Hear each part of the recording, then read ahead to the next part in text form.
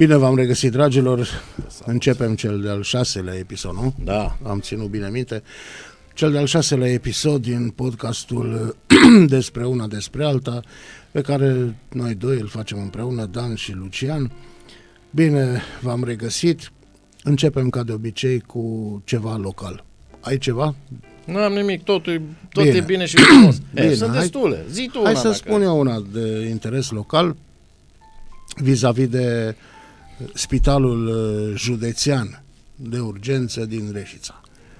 De aproximativ 2-3 luni, dacă lăsăm în urmă alte luni care fac ani, spitalul se află într-o, să-i spun, o zodie neagră. Decese, acuzații de malpraxis, lunare, amenzi de la ITM, scări care se rup acolo. A murit acel om recent, ultimul deces în spital a fost provocat, acum nu știe nimeni. A ieșit astăzi legistul. Am pe scurt, dar era destul de neclar. Deci legistul a spus că a fost un infarct miocardic și fractură de coloană toracică. Dumnezeu știe ce-o fi fost, ce s-a întâmplat. Ca de obicei, că de aia suntem aici, atacăm un subiect destul de sensibil. Sunt medici, sunt profesori, sunt consilieri locali, prefecți, primari, mă rog, și așa mai departe. Dom'le, n-avem cum să ne facem că nu există.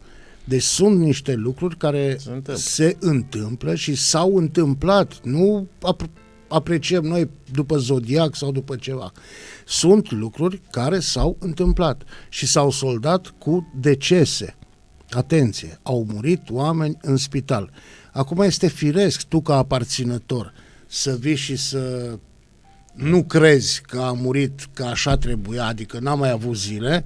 Este firesc ca tu să te revolți împotriva sistemului medical. Dar dacă acest sistem medical îți dă motive... Când sistem te referi la spitalul ăsta. Exact. În general, dar în particular ne referim la unitatea noastră. Dacă acest sistem medical îți dă motive să crezi că s-ar putea să fie așa, atunci deja avem o problemă. Și vorbim despre empatia medicului față de pacient, vorbim despre numărul de angajați, vorbim despre felul în care te duce brancardierul cu targa sau cu căruciorul. Te întrerup o secundă, cam ai o idee, cam așa, ca cetățean, cum să nu poți să spui că ești din sistem, cam care-i problema totuși, așa, ai sesizat-o, ai dat o părere așa, eu cred că problema este undeva de o autosuficiență. Adică eu sunt Dumnezeu vostru. În general doctori. Da. Vechea generație. Tot spitalul. Stai puțin, că ăștia tinerii deja încep să creeze o altă emoție, un alt fel de abordare, un alt fel de discuție cu pacientul, dau dovadă de empatie. Să completeze eu chiar l-am apostrofat pe un medic tânăr și am spus: prietene, mie așa ceva nu mi s-a întâmplat niciodată, să fiu tratat în felul în care mă tratezi tu. Dar mai spune-mi, dar ce nelămuriri mai ai? Ți s-a întâmplat treaba asta? Da. Eu am avut experiențe de tot felul, dar nu vreau să particularizez treaba. Eu am încercat să sintetizez treaba. Atât cât poate un cetățean care am fost internat, n-am fost niciodată, Doamne ajută.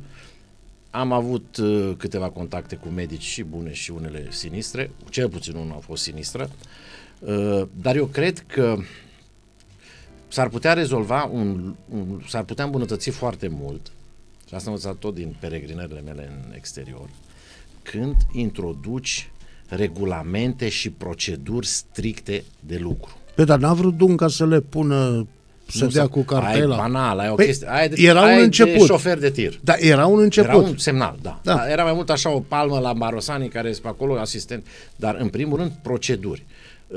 Acum am un prieten care a dus-o pe mama lui la urgență și când a intrat acolo a un doctor și a spus că i-a picat din pat. A rupt-o cu 2 coaste și o mână. Așa, pe scurt. Și s-a încheiat. Zice, dar n-ai cerut o slămurire, ceva. În general, dacă ești în vârstă la spitalul județean, ești considerat că ești cam pe ducă. Deci dacă comentezi ceva... Deci nu mai vreau să spun. Că să revenim un pic, că merită dezvoltat un pic ideea asta. Deci, proceduri. De multe ori, procedura poate scapă niște, că ea e rigidă, nu e o procedură, e o procedură. Dar la noi, când te duci, asistenta, nu știu care, ea îți spune de multă, deci oricum te duci la urgență la spital și ai peste 65 de ani, orice vine asistent spune că ai cancer. Ea îți spune direct că se uită sau ălalalt vine, ălalalt, las că știu eu, ălalaltul, în general ăștia de mâna a doua mă refer la cadrele medii, deci acolo vii, dacă îi cer ceva noaptea, n-ai auzit de treaba când medicul, băi, nu mă duc să-l trezesc pe domn doctor sau doamna doctor, noaptea, respect, de gardă. Respect. Ăla nu e respect. Ăla ia 20 de milioane. Așa înțeleg. Eu n-am știut cât ia, formă de dar am înțeles respect. că ia 2000 de lei pe o gardă. Nu, cum a fost și cazul cu, nu vorbesc medicul, cu cazul cu copilul, nu știu ce s-a mai întâmplat cu nou născut, acum 2 săptămâni de a murit. Un nou născut, s-a născut la obstetrică și s-a constatat de fapt că sunt foarte obosiți doctorii, dar erau 3. Erau 3 gravide. Nu? Pe lângă faptul că doctorul avea 3 gărzi la rând, mă rog, asta e, deci am tras o concluzie că 3 gărzi la rând au făcut 6.000 de lei. Știi unde cred eu că este problema? Problema cea mai mare este lipsa de responsabilitate. Adică dacă dai în bară, răspunzi. Niciodată. Nici să nu sărim calul, și că sunt cazuri în care nu ai ce face. Nu ești Dumnezeu să repari ceea ce nu poate fi reparat. Dacă femeia din pat și să spună ți-o picat pacientul din pat la UPU. Nu. Hai să-ți dau 3 exemple.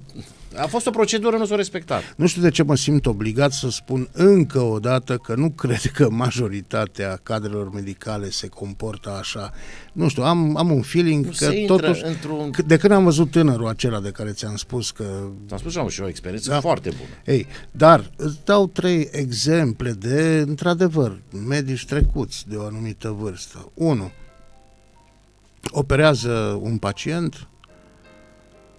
Pacientul este dus, cum se procedea, cum e procedura, că este de proceduri, la secția de ATI, la reanimare. Nici nu se respect, normal. Vin 2 persoane, cadre medii, da? Și întreabă aparținătorul care era lângă, aici are o discuție, de ce trebuie să fie aparținătorul să-i pună batista umedă pe buze bolnavului? Asta nu? Pe că n-au timp. Mă rog. Și îi spune, ați fost la domnul doctor, ne-a trimis domnul doctor că nu l-ați căutat. Da? Domnule, pe masa de ATI, patul de ATI, nu mai avea răbdare să nu își ia șpaga la cele 2-3 mii de euro pe care le au. Eu nu vorbesc prostii, nu pot să dau nume, știu foarte bine situația, dar nu pot să dau nume pentru că imediat mă ia și dacă știi, dar nu confirmă nimeni. Dacă îi chem, băi, spune-mi ce ai spus acolo, nu? Nu. Da, deja intri într-un care nu avem. Noi vreau să discutăm o chestie revin. Deci nu se respectă reguli. Eu văd, n-am mai fost de mult pe acolo. Acum parcă nu mai poți să intri. În primul rând că la opur mai te lasă să intri. Când s-a făcut chestia nouă, nu mai. Era și o chestie că intrau tot felul de apari, știi că era ca la gara acolo. Da, UPU la noi, că de-aia e procedură. UPU la noi e de fapt un fel de medic de familie. Pentru foarte multă lume. Știi treaba asta. Mă doare ceva, mă duc la urgență. S-a îmbetat, au venit. Probabil că pot să-ți confirme medicii, nu că să spune și lucruri realități care asta știu eu din discuții. 60% cred că nu sunt urgențe, n-au ce căuta acolo. Și atunci, bineînțeles că apare așa vine ăla, mai ales dacă ești băut, nu te mă de ce ai băut. Băi, e pacient sau, mă rog, că era beat sau nu știu ce. Și atunci o aglomerare fără niciun rost acolo și nu se mai respectă tot felul de chestii, de regulamente și că dacă ar trebui să le respecte ca la carte, dar măcar trebuie să le faci. Că și atunci n-ai mai putea să ieși din... regulamentul spune că nu poți să-i pagă în primul rând, nu? Deci... nu poți. Bun, nu ai voie. Spune că n-ai voie. Respectă. Oricum și partea ei și autorii, ăștia că nu-și fac treaba, că revenim la cadre, că practic vorbim de asistente, că practic cred că 90% sunt femei, nu? Asta e ideea. Te-ai aștepta să fie mai empatice femeile decât bărbații. Mi-am adus aminte. Al doilea exemplu. Vis-a-vis de asistente.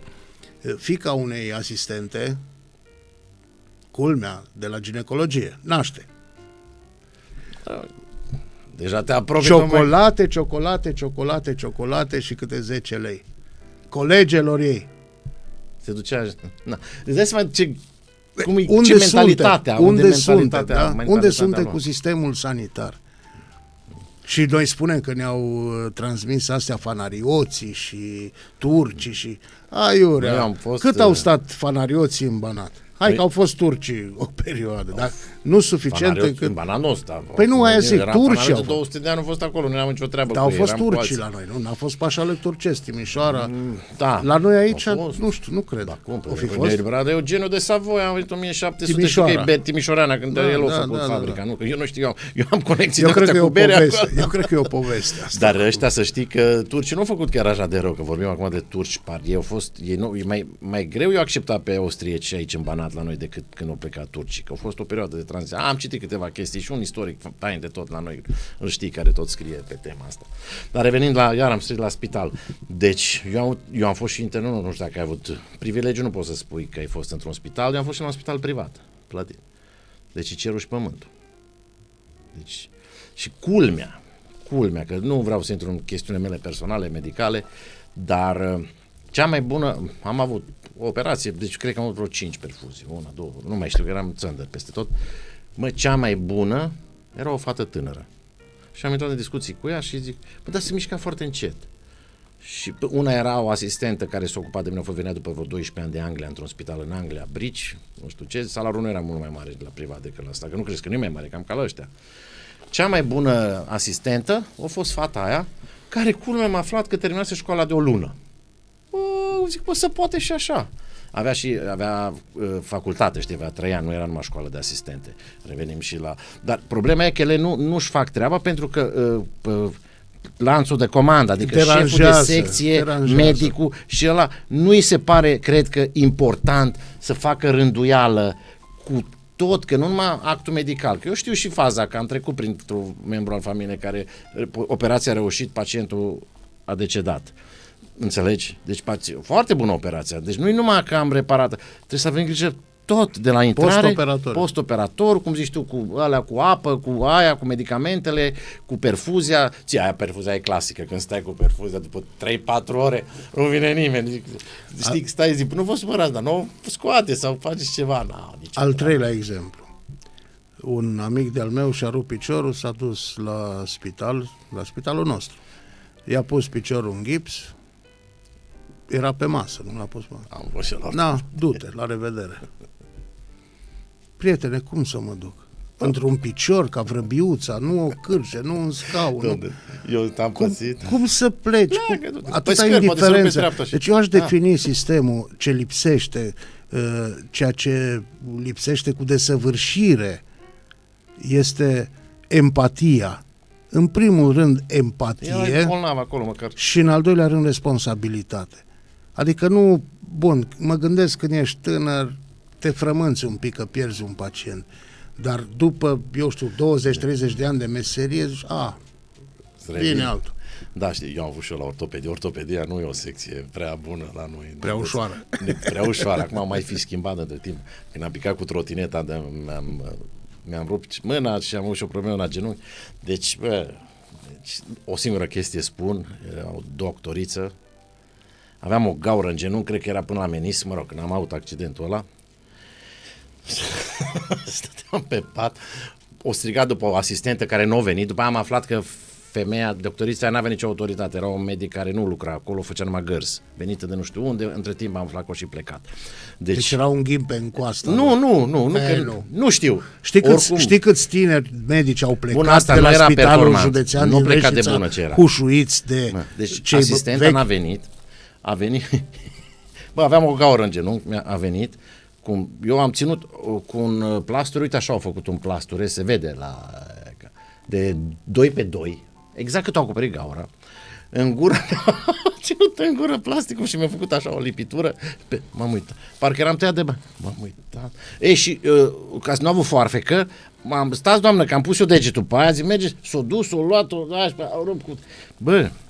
Dacă era filmată treaba asta, Nu horror, te apucă râsul. Deci cred că dacă s-ar uita oriunde în lumea asta și la spitale de stat, de ce, bă, și am plecat, bineînțeles că știu unde au picat ăla. N-am ieșit nimic, la etajul 2, pe scări, au picat ăla de tot.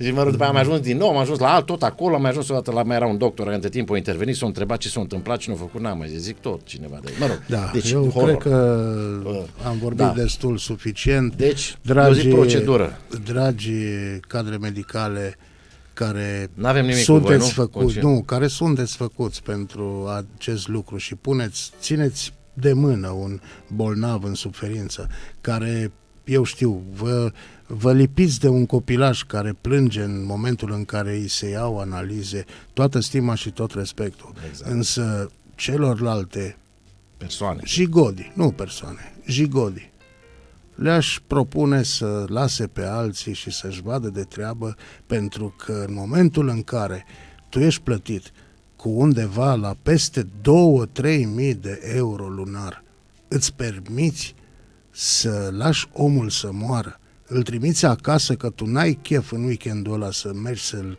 consulți, să-l supraveghezi.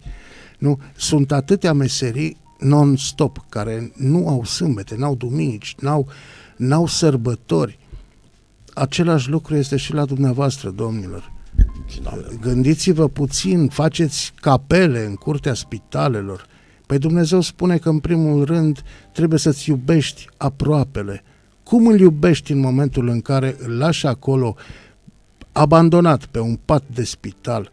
În momentul în care țipi dintr-un salon să vină un asistent, o asistentă din cuibul ăla în care se și uită de pacienți.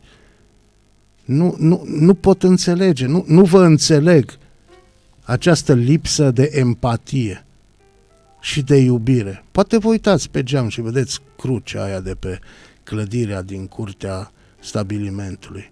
Dar cred că nici Dumnezeu nu vă mai face bine, jigodilor. Te-ai descărcat acum puțin. Foarte frumos și apreciez. Am vrut și eu să punctăm în încheiere. Cred că lucrul într-o notă un pic mai optimistă, dacă schimb sistemul complet, ei s-au obișnuit unii cu alții. Probabil, cum a zis și prietenul nostru, primarul, a ieșit și el, bineînțeles, și a comentat că poate un spital nou, când aduci lume nouă, într-o atmosferă nouă, într-o totul altă, poate că nu toți ăia care fac rău pot să facă și bine, că se iau după aia, dacă sunt mai mulți aia care fac bine și aia care nu sunt chiar așa de empatici, se mai copiază după aia. Ăia nu pot. Încet se Nu poți deveni empatic. Dar știi când dacă se creează o atmosferă. Dacă nu ai în suflet, da, măcar respecti regulile. Cum, te prefaci. Dacă respecti regulile, tot e mai bine decât să lași pe la sole. Bun, încheiem treaba asta. M-am prea încetat, da, mergem și la altceva. Dar e o temă care pe foarte multă lume deranjează. A fost cu copilul nou născut, acum cu omul o picat pe scări, se dă în cotită, că nu se știe, o picat pe scări, a făcut infarct. Lucian, am urmărit în ultimele zile, cred că sunt 3-4 zile, tot îmi apar frânturi de interviu cu medicul neurochirurg Leon Dănăilă. Cred că ți-am trimis și eu una. Cred că, te rog să mă crezi, rămân uimit, șocat. Povestea că sunt în America, exact, ai văzut-o. Cum poate un om să fie și are o vârstă venerabilă. Nu poți să spui că... Mai trăiește? Cred că cred că mai trăiește. Era altul care... Mie mi-a plăcut partea aia când au povestit că s-a dus în America, îl terorizau comuniștii, știi că au avut probleme, da. El se duce în America pe cercetare, el reușește să-i convingă că vrea să opereze și vine înapoi în pofida lui ăștia toți care îl terorizează ca să-și facă treaba. El povestea, știi cine a murit? Alt înger al medicinii, pe Samosca. Da, am cer scuze, Doamne, că nu e un tip în vârstă, că era sărac acolo, superb. Deci așa, la podcast, interviu, ce era, mă rog, cum îți, superb. Bine, hai că, uite, deja... Ce mai facem? Ne-am întins, deja ești cu ceasul, parcă ești pe fugă. Nu, am avut ceva de spus și mă bucur că am putut să o spun. Deci nu împărțim în nemeli și mișei, împărțim în iubitori de oameni și jigodi. Da. O împărțim cumva. Bun, hai să vedem la nivel național ceva cu Bolojan. Nu mi-ai mai spus nimic zilele astea de Bolojan, așteptam să-mi spui ceva. A reușit cu reforma? A tăiat pensiile, a tăiat posturi. Așteptăm pe 20 și ceva acum la Curtea Constituțională dacă trece. Urmează pachetele la Tu ce crezi? Trecem? Eu îmi doresc să treacă. Nu, te-am întrebat, dar nu ce-ți dorești, ce crezi. Dacă trece sau nu. Mai mult de 50% că trece. Eu zic că e presiunea prea mare pe ei acolo. Și oricum eu scutit pe aia, pe judecători de la Curtea Constituțională nu sunt prinși în asta, ei mă rămân în continuare așa, știi treaba aia. Ca să fie drepți. Ca să fie drept. Eu zic că treci. Oricum vreau să reamintesc că încă nu a tăiat banii partidelor, n-a tăiat banii revoluționarilor, n-a tăiat banii de partide, am spus, partide revoluționare și consilieri locali și județeni. O sumă consist. Dacă începea cu asta, eu zic că era mai bine, poate încet, poate fac și eu chestia aia, știi, cu fluturile, dă o bătaie de fluturi care se transformă în furtuna care trece. Wishful thinking, cum zic americanii. Dar eu încep fluturile. Am să spun de fiecare dată, cele 3 era mult mai bine și era un semnal mult mai potrivit pentru toată lumea de altfel care suferă. Oare nu crezi că era necesar să intre în forță cu reorganizarea administrativ-teritorială? Eu zic că ia prea mult timp. Pentru că aici ajungeam unde nu vrut să dea afară un viceprimar, mă. Au vrut să le tai un viceprimar lui ăștia la aia și s-au încordat ăștia la alții în coaliție, toți. Nu ții minte, zic că de la nu știu ce 1500, nu mai vă dau viceprimar. Nici aia nu reușit să-i convingă. Văd că nu știu cum cu reorganizarea asta la nivel central, înțeles că tot nu pornește nimic. Să vedem. Deci eu despre această reorganizare am auzit cu subiect și predicat și argumentat de la 2 persoane. Prima dată de la Sorin Frunză Verde, de foarte multă vreme. Era el pentru așa ceva? Prin 97, 96, 97, anii aceia, în care mi se păreau niște avioane. Și omul a venit și a argumentat și a explicat viitorul Europei, viitorul țărilor membre ale Uniunii Europene, nu eram încă, nu, atunci, este regionalizarea. Pe asta a fost tema, leitmotivul Europei. În primul. Și de ce? Pentru că se alocă, poți gospodări, nu se o de specialitate să dau explicații. A zis că regiunile o să depășească și granițele națiunilor și atunci o intervin contra partida asta cu globalismul, că vezi, doamne, vor să amestece și s-a cam pierdut toată treaba. Și a doua discuție pe această temă, temă recentă, a fost cu primarul nostru, cu domnul Ioan Popa, nu? Vis-a-vis de comasarea primăriilor care nu au un anumit număr de locuitori. Adică nu poți să ai primărie, am mai discutat. Am discutat da? asta, se discută. Deci nu poți să ai primărie cu viceprimar, consilier, secretar, jurist, secretar, așa. Serviciu tehnic la nou economist și tot la o unitate administrativ-teritorială până între 1000 sau 1500 de persoane. Mă mir cum până acum nu s-a gândit nimeni. Bă, stați un pic că eram păsit treaba cu bănuții, cu datul, păi cu da, uite că tot dai. Filmul ăla s-a terminat deja. Tot dai. Știi cum e? Aș face o paralelă cu jucătorul de, cum le zice, păcănere. Da? Dai, scuze. Și nu mai primești. Tot dai și, bă, se termină sacul. Nu mai ai de unde. Ei, acum se miră, bă, dar stai un pic că suntem săraci. Păi cum să nu vii sărac? Apropo de asta cu banii care s-au dat, și mergem, pe mai am un mic subiect, mai avem de fapt timp, cum să nu avem. S-o dați minte că l-a dat la pensii, toată lumea s-a bucurat, săracii pensionari. Eu am caz în familie, când i-au dat de la 2900, aproape 3000, eu băgat 4000 și de 1000 și ceva de lei. S-au mărit pensii și cu 1000 de lei, de oameni simpli care au lucrat. Deci 4000 de lei, mamă, ne-au dat ăștia bani. Bun, zic, fii atent. Deci 400, ajustarea de inflație din ianuarie nu ți-o dat-o 10%. Că nu s-o dat. Că n-a avut de unde. Din 10%, cam atât au crescut prețurile, nu? Presupunem că e real. 400 de lei din 4.000, nu? Care e pierdut. Ianuarie vine acum, iar nu ți-o mărește cu 10%. Nu? Cel puțin încă, asta vorbim niște cifre grosomodă. S-a scumpit curentul. S-a scumpit toate, de 10% s-a dus toate în sus. Deci s-a mai luat 400 de lei. Fac așa un fel de paralelă. 800. Am mai băgat CAS-ul care eu sunt de acord, de la 3.000 încolo. Deci încă el avea 4.000, ți-o mai luat 100 din 10% din 1000 aia. 900. Deci practic, în mai puțin de 2 ani tu ai primit 1000 care ți-o luat înapoi. Pentru că banii aruncați pe piață nu aduc decât inflație. Nu trebuie să fii mare economist, să spui, să dai, dacă nu e acoperit în ceva. Asta s-au aruncat cu bani care și de împrumut. Înțelegi?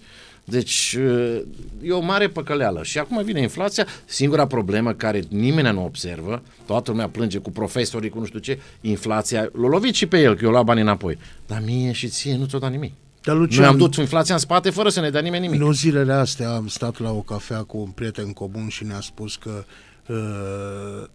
bine informat, că nu au scăzut salariile în învățământ, doar că mai au 2 ore în plus de muncă. O să o desfință niște directori și nu mai se dau atâtea ore alea cu plata deci, cu ora. Practic, banii sunt tot acolo și s-au desfințat, era ca și cu greva aia, că le-au desfințat niște directori, Saroia de la Rom Silva, care făceau grevă pe stradă, nebunii aia de la pădure, că le-au scos 100 de dolari, au venit aia mică și le-au făcut 12 și ei făceau grevă.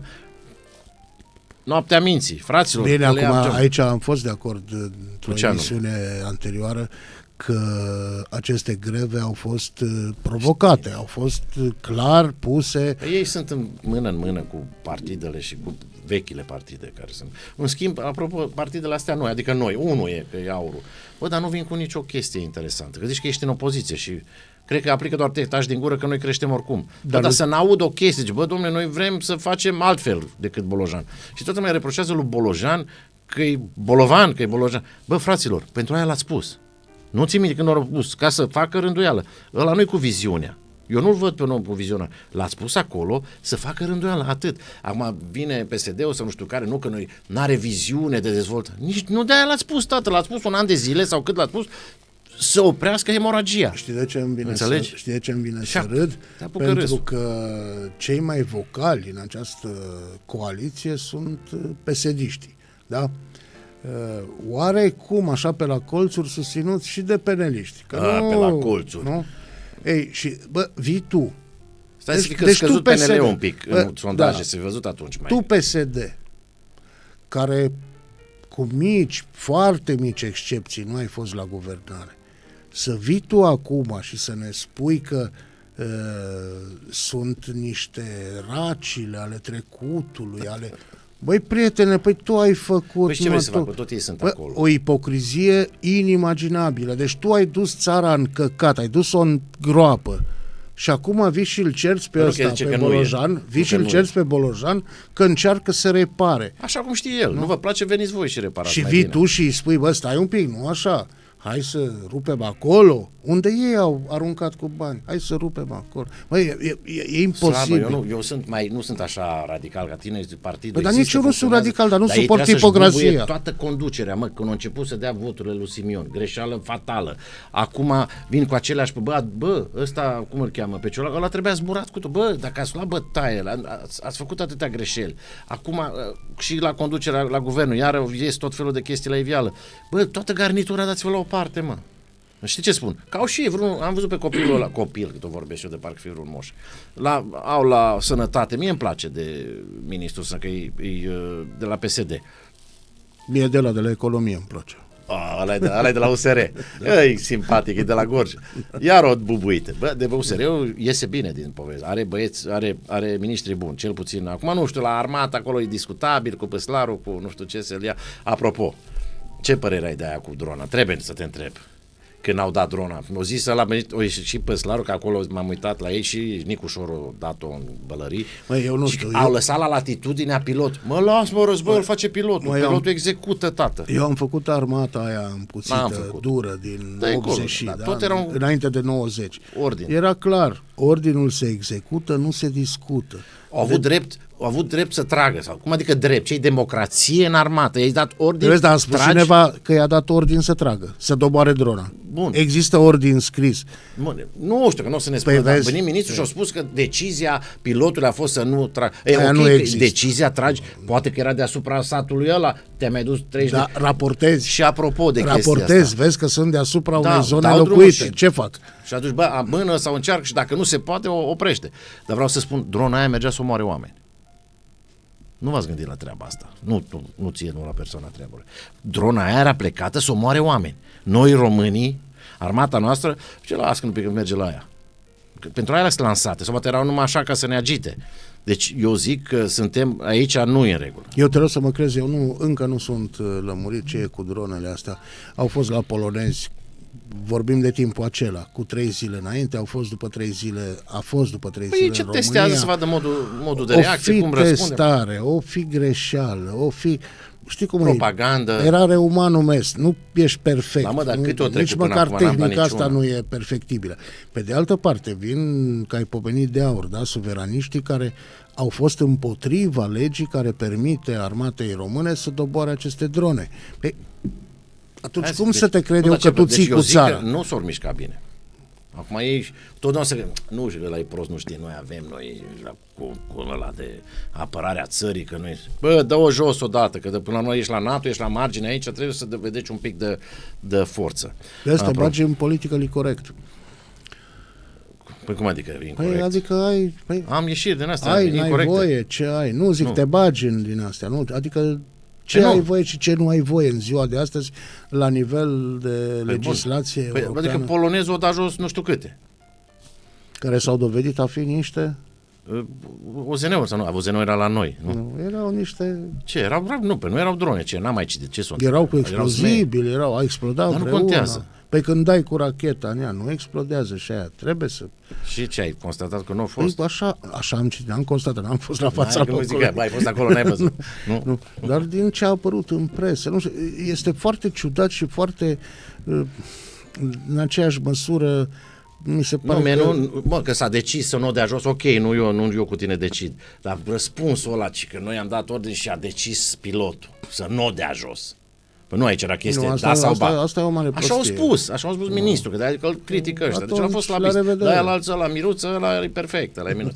De Trump, ce zice, a fost în Anglia? Da, vreau să mai spun una, dar hai să încheiem cu alta, dar hai să vorbim și de Trump. Păi am văzut acolo, l-au luat fast și pare și... Dar nu știu, toată lumea este... Da, ai observat că Trump nu a scos o vorbă despre război, despre starea critică. Și regele a dat o replică frumoasă cu dictatori, deci cu tirania care amenință Europa, o tăcut frânt. I-au făcut și un cocktail, să spun, e simpatic în cinstea lui. Pune acolo o tradiție s-a împământenită la castelul Windsor, acolo, la Casa Regală, când are unul de stat, șef de stat, sau cap încoronat sau așa ceva, se face un cocktail în cinstea lui.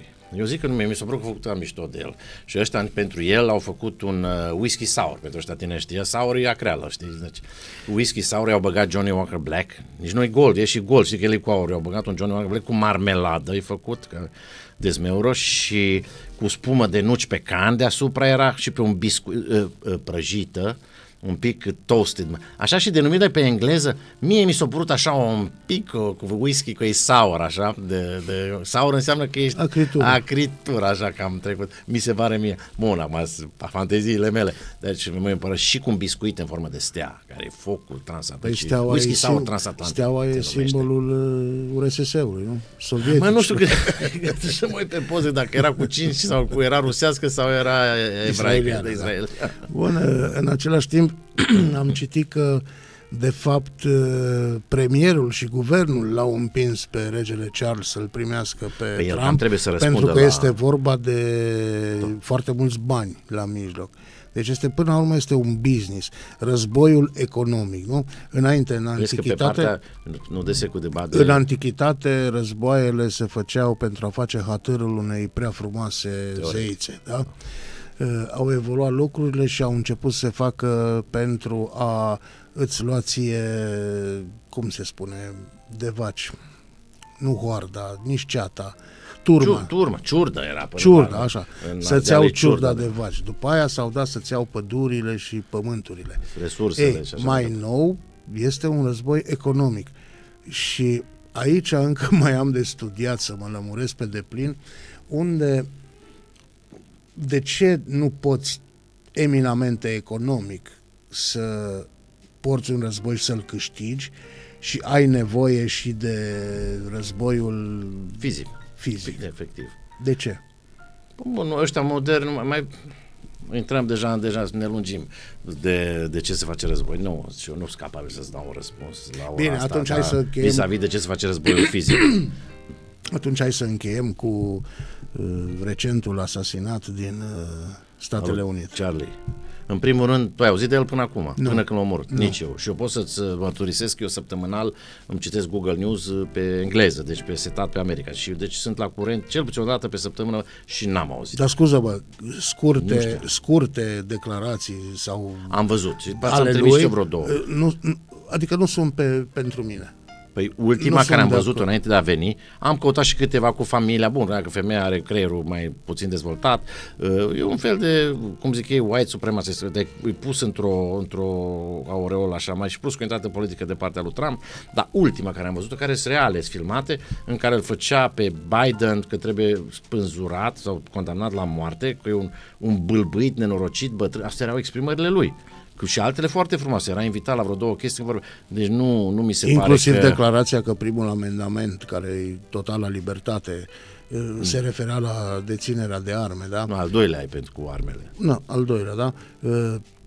Că merită niște împușcați, niște morți pentru a se... Săracul, uite că a ajuns să facă... facă... ușoară. Acum omul avea familie și am vrut să-l fac un fel de martir, să-l facă... Nu, deci omul era pe business, adică el Turning Points USA e o organizație care e susținută de $90-100 de milioane în fiecare an. Și vorbim de democrația Statelor Unite, au început să dea afară oameni din corporații pentru că nu sunt de acord cu jelirea sau cu zeificarea... Da, sau înjurați, că e mai și permiță și care peste tot, e o campanie împotriva tuturor democrație, care deci mama democrației.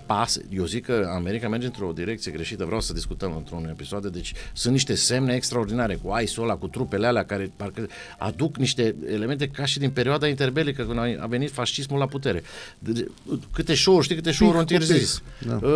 Colbert, poate nu știi, ălalăltul Kimmel, deci care fac mișto, toate le-au dat afară. L-au întrerupt. ABC, nu. Da, și Colbert și Kimmel. Eu am citit că l-au dat afară. Deci, direct, n-ai voie să vorbești. La Casa Albă mai scos vreo doi de purtători au adus pe una, puteți să băgăm o filmare să vezi pe cine aduc acolo, deci se face rău, ca la Kim Il-sen vorbea despre el, o fată acolo. Deci sunt niște semne periculoase.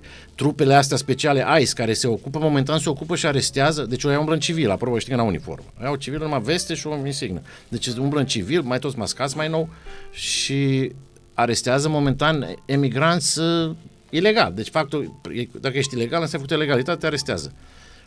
Da, deja sunt cu miile, știi că au contracte de mii și nu știu câte locuri de detenție private. Băi, e o nebunie ce se întâmplă. Bun, eu nu pot să înțeleg problema imigrației clandestine în America. Păi am fost și eu imigrant pentru că, ascultă-mă până la capăt, pentru că albii sunt imigranții ilegali. Bun, intrăm de când a priori, da? Păi te-ai dus, i-ai băcelărit pe băștinaș și acum tu zici că nu mai accepți pe nimeni. Bă, stai un pic, să vină alții să te măcelărească pe tine. Sau cum vezi tu lucrurile în perspectivă istorică? Deci e doar o gălușcă care se aruncă și oamenii se folosește emoția. Cum mai spun și o spune întotdeauna, emoția deasupra intelectului. Pe asta se bazează manipularea. Dar mi-e frică, sper că eu totuși am încredere că nu va ajunge la punctul ăla de unde nu te mai poți întoarce în America. Deși acolo se merge. Deci direcția asta este. Și nu o spun eu, o spun o grămadă de comentatori, o grămadă de oameni de știință, o grămadă de politicieni din toată lumea, că urmăresc fel și fel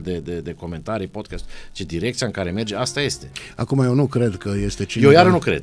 dispus pe planeta asta că va reuși să stingă lumina în America. Nu, pe planetă în general, că dacă stingi lumina în America, pentru că dacă stingi democrația, și în Rusia și în China și în India și nu cred că va rămâne o națiune, cum spun ăștia suveraniștii, ne vom sui noi pe bucegi și vom rămâne singurul neam ca pe arca lui Noe. Hai să fim serioși. Hai că uite, observ că de la podcast tragi de timp și tot mai pui un minut, mai un minut. Hai, cred că ajunge pentru astăzi. Deci, sper că nu v-am plictisit nici de această dată. Na, spune tu concluzia. Nu, concluzionează tu, că tu ești ziar. Eu sunt ăla cetățeanul, am internship la tine. Nu, am vrut să concluzionez și cu local, cu spitalul, cred că n-am tras. Concluzia este că totuși trebuie rânduială și cum au spus că n-am nici nimic de primar. Știi că azi ne-a scăpat săptămâna asta, nu i-am zis de primarul nostru, dar el a ieșit odată cu spitalul, că trebuie făcut, că e urgență să facă un spital nou, dar chiar și cu o clădire nouă, cred că s-ar crea premizele să facă un pic mai Clădire bine nouă cu oameni noi. cu oameni noi, da. Cred că asta ar fi, sper că îi reușește și această Hai, Lucian, că am schemă. terminat Vă emisiunea. mulțumesc frumos pentru că ați avut răbdare și Și eu vă ne-ați mulțumesc că ați suportat. avut răbdare să-l ascultați 4 minute peste target. Asta era targetul. Până data Mulțumim viitoare, toate cele bune. Doamne ajută, numai bine.